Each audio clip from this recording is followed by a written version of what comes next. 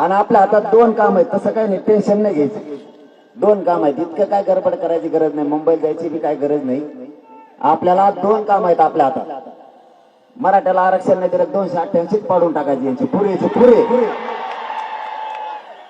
आणि मग मुंबईला जाऊ.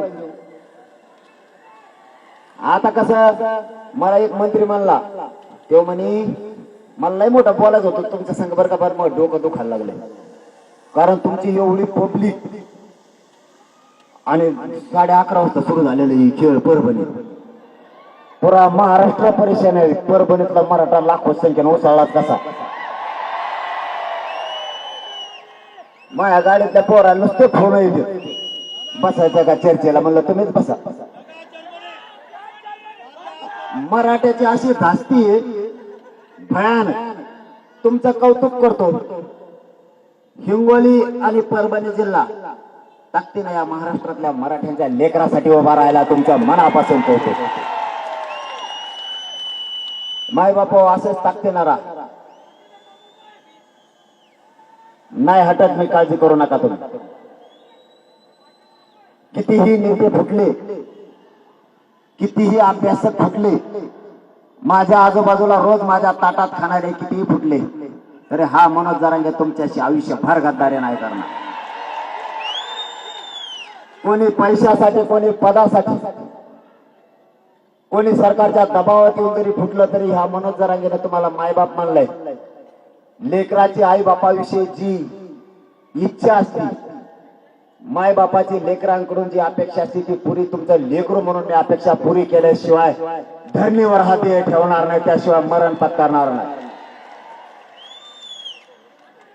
फक्त सगळ्या पक्षातल्या मराठ्यांना माझी विनंती, सगळ्या पक्षातल्या मराठ्यांच्या लेकराला हे आरक्षण लागणारे, करोडोनं मराठ्यांचे लेकर मोठे होणार आहेत. आरक्षण मिळेपर्यंत कोणीही पक्षाचा भेद आणू नका.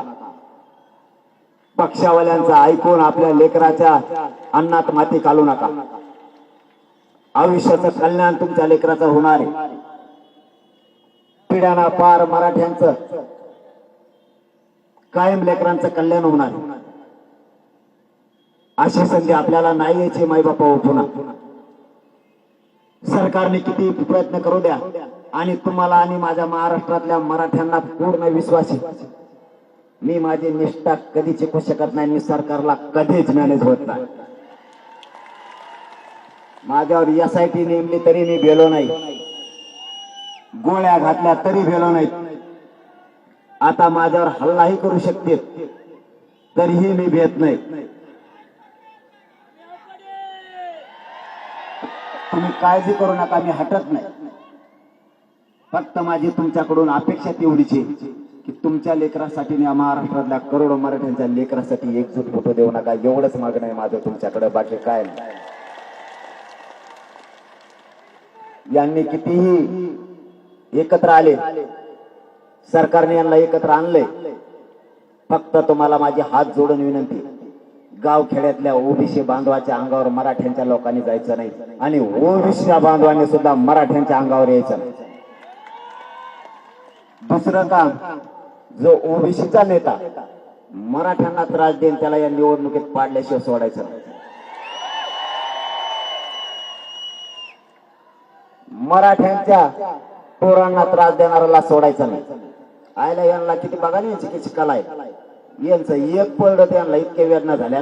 आमचे करोडो लेकरं आज वेदना सहन करतात, ते नाही दिसत सरकारला. आमच्या 400 450 आत्महत्या झाल्या तरी आम्हाला आरक्षण द्यायला. आमच्या आई बहिणीच्या कंपाळाचं कुंकू घुसलं तरी हे आरक्षण देणार. मराठ्यांनी एकजुटीनं मतदान केलं तर मराठ्याला जातीवादी म्हणायला लागली. मराठ्यांनी एकजुटीनं आरक्षणाची लढाई लढवली तर मराठ्यांना जातीवादी म्हणायला लागली. तुम्ही कित्येक तरी वर्षापासून एकजुटीनं मतदान करता, आम्ही कधी